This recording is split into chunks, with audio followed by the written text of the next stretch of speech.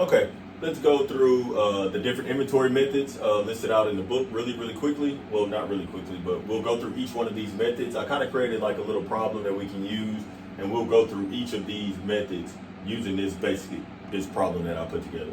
So the first inventory method is specific identification. This is usually used for like larger items that you can identify specifically when you bought it, what the purchase price was, so you know what the cost was associated with that inventory. Last in, first out, or LIFO. This means that the last items that we purchase are the first ones that we are looking to sell. So when calculating the inventory on anything that we sold, we first go off the last items we purchased, then the items purchased second to last, then the items before that, as when we're calculating the inventory costs for our inventory and cost of goods sold. First in, first out, meaning that the first thing we purchase is the first thing that we sell.